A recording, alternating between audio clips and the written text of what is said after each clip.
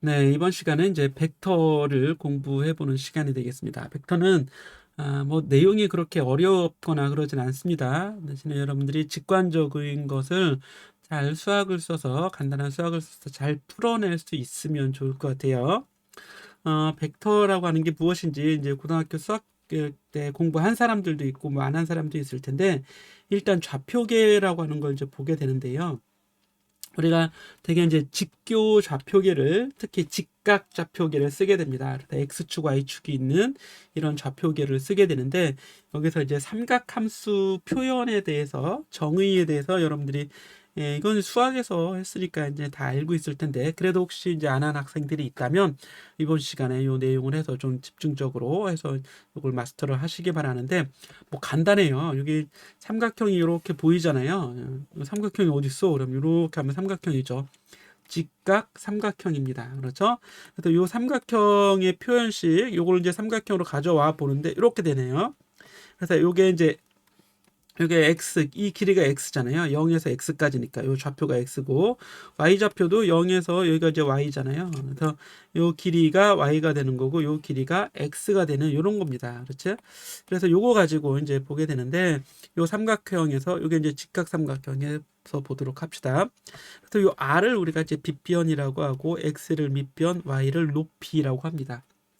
이때 탄젠트 세타 또는 사인 코사인 세타에 대한 삼각함수 정의, 이 삼각함수 식의 삼각비 정의가 되는데 요 각을 세타라고 하자고요. 여기는 이제 90도가 되는 거고 요 각은 90도 마이너스 세타가 되겠죠. 이렇게 되겠죠. 자, 이렇게 하고 이제 한번 화면을 다 지워 보겠습니다.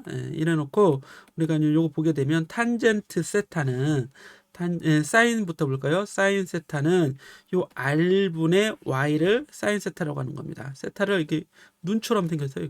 이렇게 눈썹 있고 이게 눈이죠, 눈. 그죠? 그러니까 눈이라고 하고요.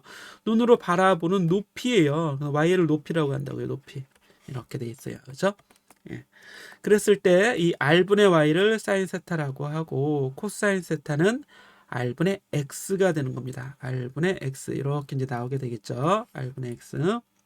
그리고 탄젠트 세타는 아예 이렇게 코사인 분의 사인을 요걸 탄젠트 세타라고 하는 거예요. 이렇게. 그래서 r분의 이렇게 나왔으니까 결국 요건 x분의 y 이렇게 되겠죠.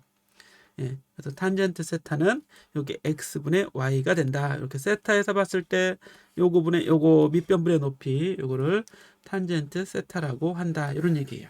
그 요거만 잘 일단 그림에서 알아두시고 다음으로 지나가 보겠습니다.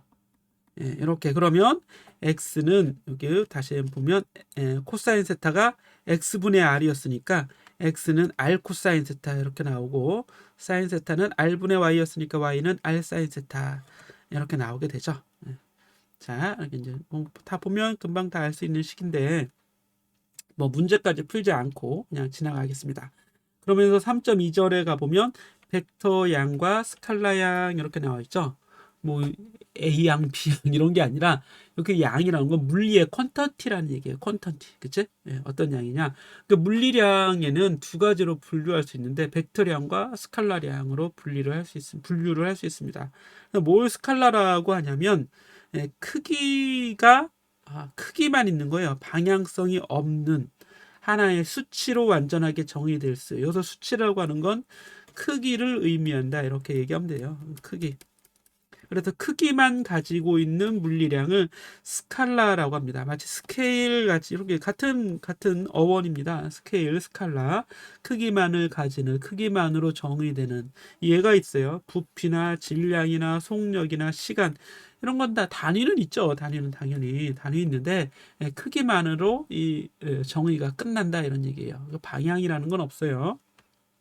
자, 이렇게 이제 생각하는 사람들이 있죠. 시간은 한쪽 방향으로만 흐르는 게 아니냐.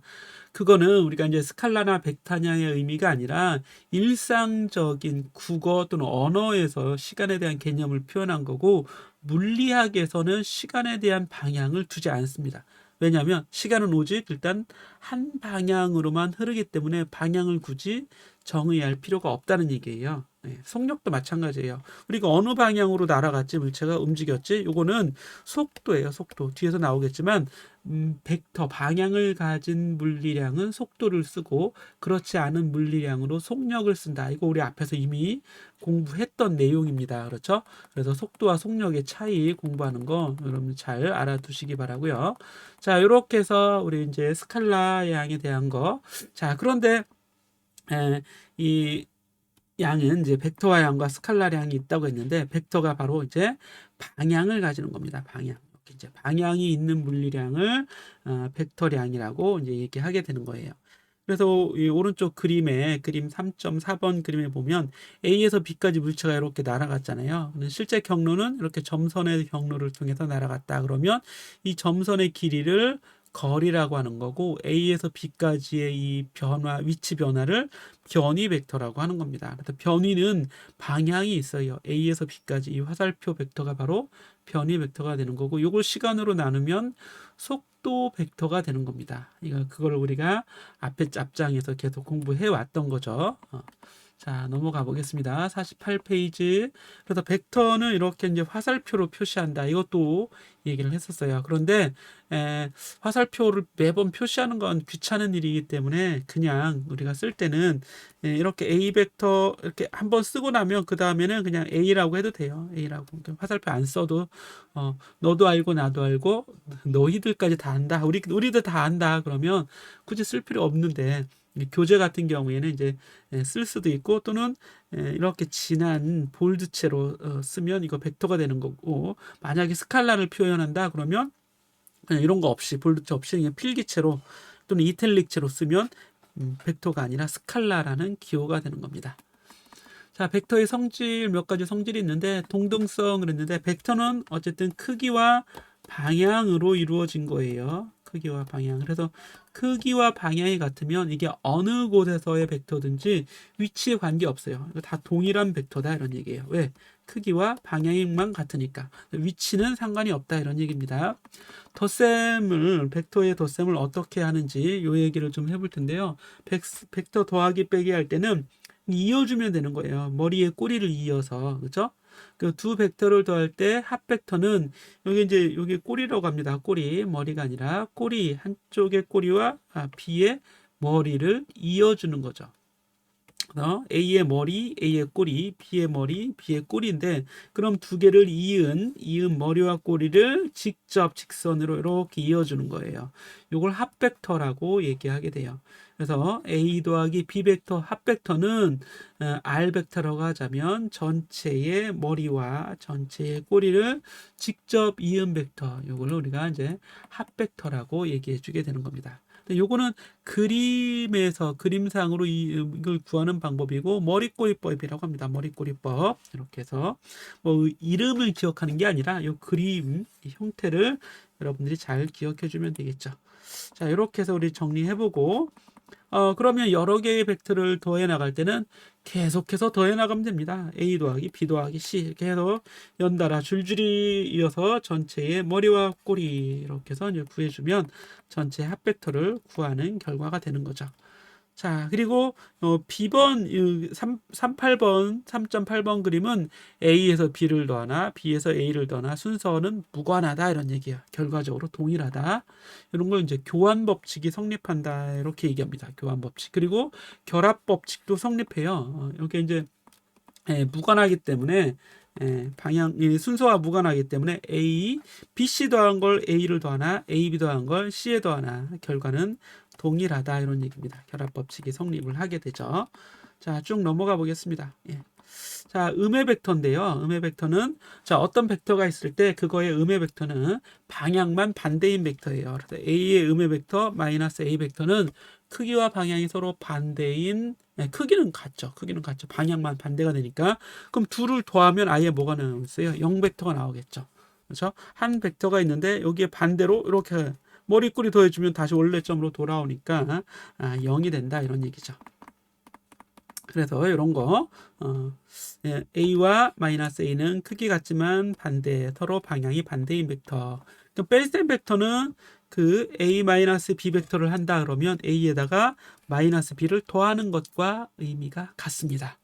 이렇게 해서 이제 더하기 벡터를 빼기 벡터지만 결과적으로는 음의 벡터를 더한다. 음의 벡터를 더한다. 이렇게 보시면 되겠고 벡터와 스칼라의 곱은 자 a 벡터를 m배 해주면 그냥 ma 이렇게 쓸 수 있어요. 쓰는 건 기호로 표현하는 건 이렇게 해서 우리가 이제 기호로 표현해주고 마이너스는 그냥 마이너스 a를 곱하는 거죠. 이런 식으로 그래서 3분의 1 벡터의 마이너스는 a의 벡터의 크기가 3분의 1이고 방향이 반대인 벡터를 얘기하는 겁니다. 이런 것들.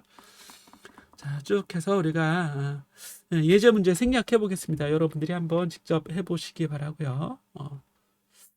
이렇게 해서 이제 벡터의 성분과 단위까지 한번 가보도록 하죠. 예, 성분과 단위 벡터 요 얘기는 우리 이건 뭐 중요합니다. 잘 알아두셔야 되는데 이건 이미 했던 얘기죠. 요게 그림에서 잠시만요. 좀 화면을 좀 작게 이렇게 좀 해보도록 하죠. 요 그림을 좀 보도록 할 텐데요. 3.12번 그림에서 보자면 요게 이제 직각삼각형이잖아요. 이렇게 AX 요 높이가 AY가 되는 겁니다. 그렇죠? 그리고 대각선의 길이가 A가 되는데 이걸 다 벡터로 표현한 거고 크기는 그냥 AX, AY, A라고 해도 되겠죠. 그래서 위로 쭉 가보면 여기 AX는 A 코사인 세타가 되는 거고 AY는 A 사인 세타가 되죠. 이미 앞에서 우리가 봤던 크기에 대한 식이나 마찬가지입니다. 직각삼각형에서 우리 벡터 처음 시작할 때 그때 이제 단위 벡터라고 하는 게 있는데 단위 벡터는 이 단위는 1이라는 얘기예요. 1. 크기가 1인 벡터를 단위 벡터라고 하는 겁니다. 크기가 1인 벡터. 당연히 방향은 있어요. 방향은 있습니다. 차원이 없다는 얘기는 그냥 좌표를 나타내는 거지 어떤 물리량을 나타내는 게 아니라 그냥 y축, x축 이런 방향으로 다 크기가 1인 벡터 이걸 얘기하고 그래서 이제 분해를 한다고 하는데 이제 벡터의 분해 그래서 a 벡터라는 건 x축과 y축으로 분명히 이루어져 있을 수 있고 어떤 벡터든지 x축, y축 방향 우리가 2차원이라고 하자면 그랬을 때 x축으로 얼마, y축으로 얼마의 크기를 가지고 있다 이런 얘기입니다. 이때 요 i 벡터와 j 벡터를 x축의 방향, y축의 방향 을 나타내는 크기가 1인 벡터 그래서 이걸 단위 벡터라고 해요. 자, 어떤 벡터든지 크기와 방향을 가지고 있는데 크기를 앞에 쓰는 거고 방향을 뒤에 이렇게 연달아 써주는 겁니다. 요거를 x축과 y축으로 나눠 쓴 식이 3.12식이 되는 겁니다. 이거 다시 얘기하면 임의의 모든 벡터는 x방향의 크기와 y방향의 크기, x방향의 방향과 y의 방향을 가지고 있어요. 그래서 크기를 x라고 쓰고 글자가 좀 작을 테니까 좀 크게 확대해 보겠습니다. 요거를 크기라고 쓰는 거고 요걸 방향, 크기, 방향 이렇게 두는데 요걸 x축, y축 이렇게 분해해 놓은 거예요. 분리해 놓은 겁니다. 그러면 당연한 거겠죠. 뭐 이렇게 어렵지 않아요. 그죠? 아래 그림을 보시면 어떤 임의의 벡터를 x축 방향과 y축 방향으로 분해할 수 있습니다. 그때 x축 방향의 방향을 크기가 1인 방향을 나타내는 방향 벡터를 단위 벡터 i 벡터라고 하고 y축 방향은 j 벡터, z축 방향은 k 벡터라고 이름을 기호를 이렇게 ijk 기호를 둔 거예요. 아시겠죠?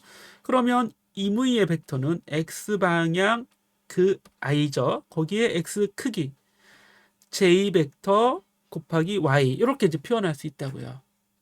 아시겠죠? 예.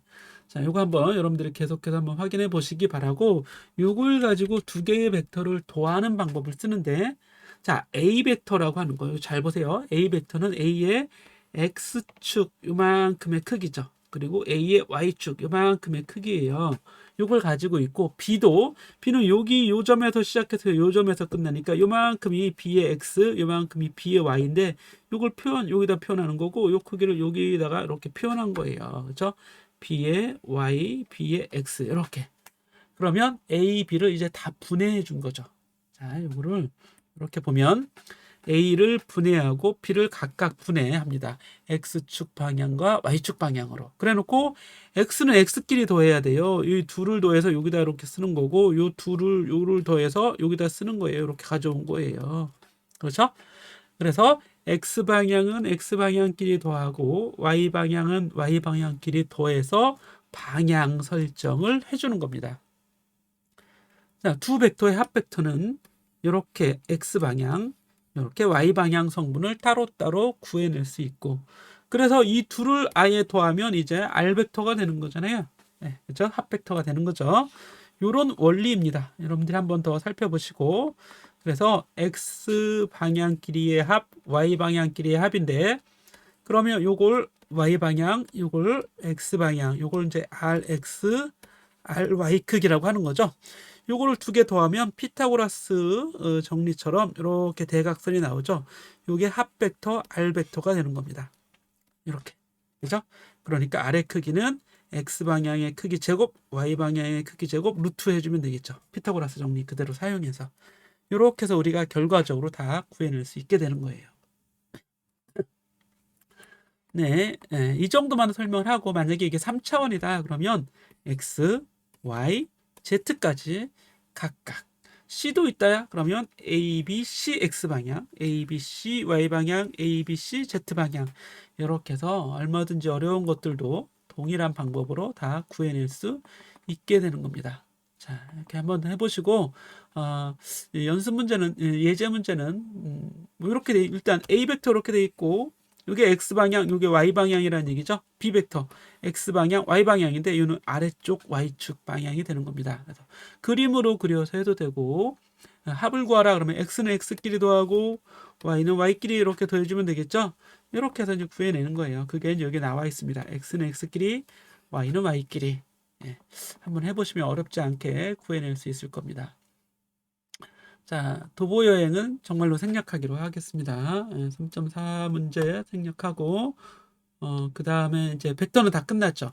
어렵지 않게 이렇게 끝낼 수 있는데, 이런 기준을, 내용을 가지고 우리 계속해서 이제 4장에 2차원 운동까지 해석을 해 나가고자 하는 거예요.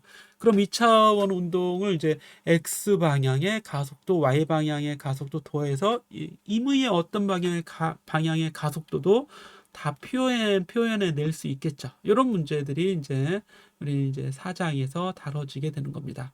그래서 이제 4장으로 가보면 2차원에서의 운동이 진행이 되게 돼요.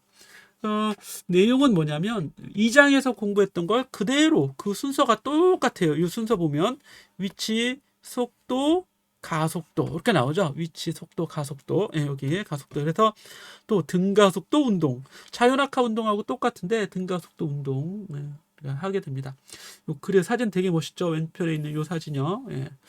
야, 정말 아름답죠. 예. 잘 보면 이렇게 던져서 이렇게 쭉 내려가서 이렇게 떨어지는데 비스듬한 방향으로 다 던진 거예요. 다 수직으로 던지면 위로 올라갔다 그대로 그 경로로 다시 떨어질 텐데 이걸 비스듬한 방향으로 던지면 쫙 이렇게 날아가서 요 운동을 포물체 운동, 왜 포물체라고 하냐면 이게 수학에서의 포물선 방정, 포물선 함수하고 똑같거든요. 그래서 포물체 운동이라고 얘기하게 되는 겁니다.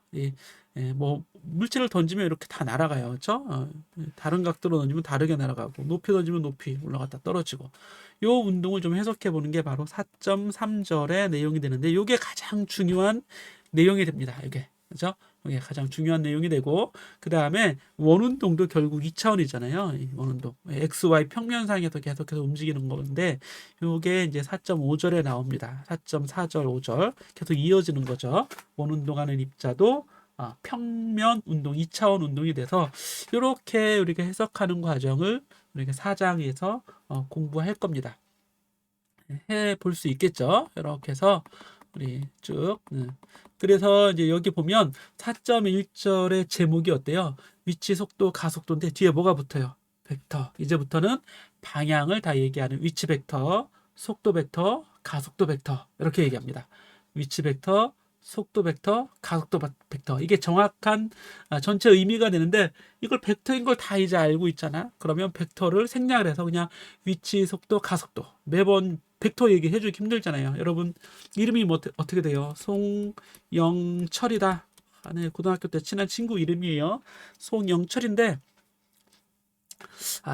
그 친구 중에 공군사관학교 간 친구도 있어요. 라대영이라고. 이게 실명을 밝혀도 되나 모르겠네.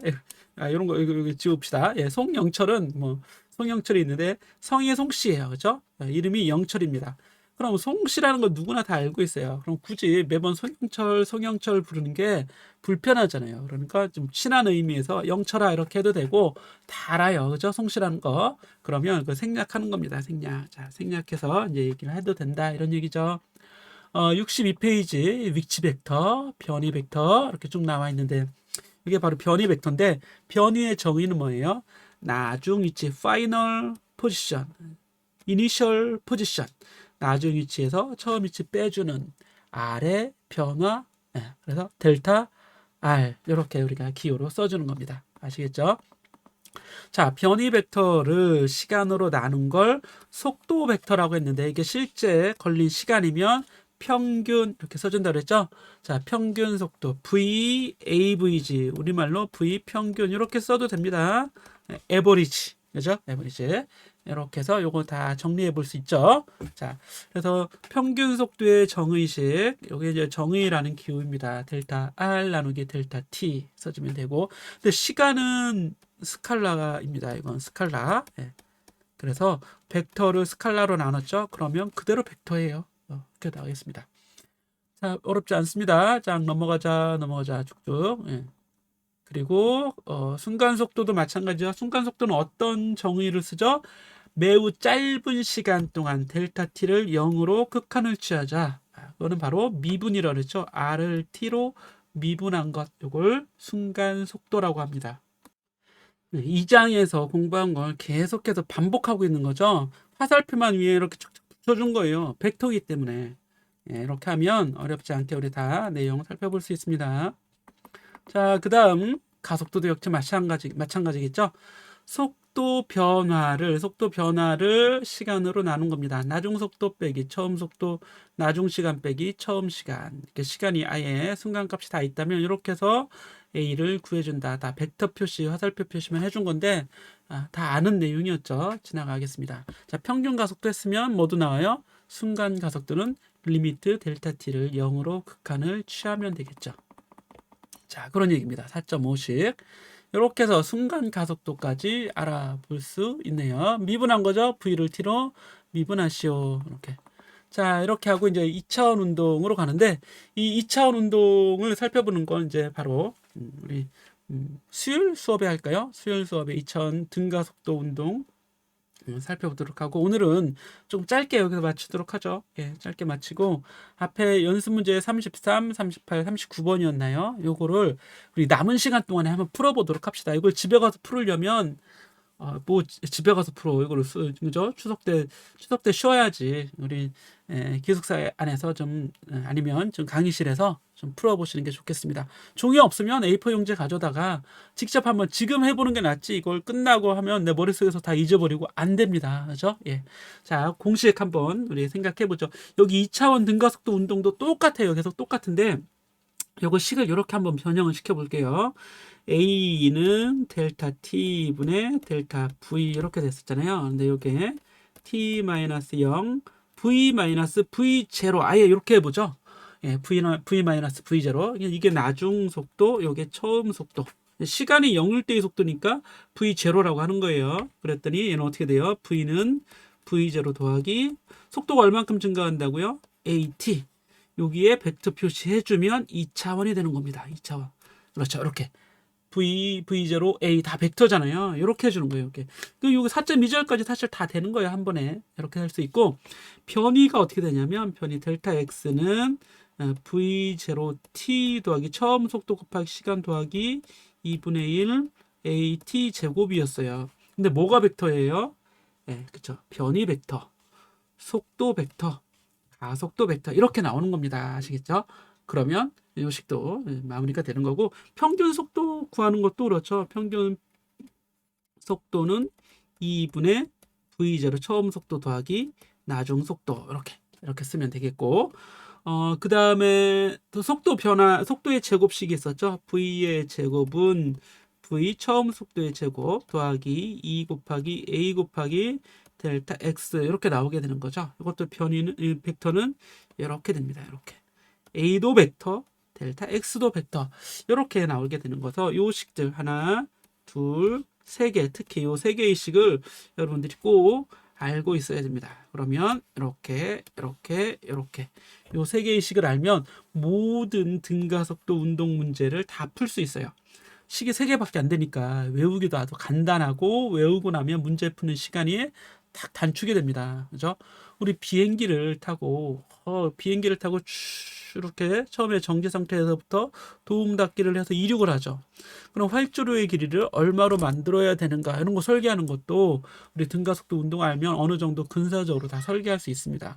처음 속도, 나중 속도, 비행기가 이륙하려면 필요한 이륙 속도가 있잖아요. 그걸 나중 속도라고 두고 처음에 정지 상태에서부터 시작하겠죠. 그럼 정지 속도, 정지 처음 속도, 나중 속도 VV0. 그러면 가속도가 얼마까지 낼 수 있어요? 비행기의 추력을 생각해서 이 가속도 곱하기 이를 하면 이 변이를 구해주잖아요. 델타 X를 구할 수 있다. 이런 얘기입니다.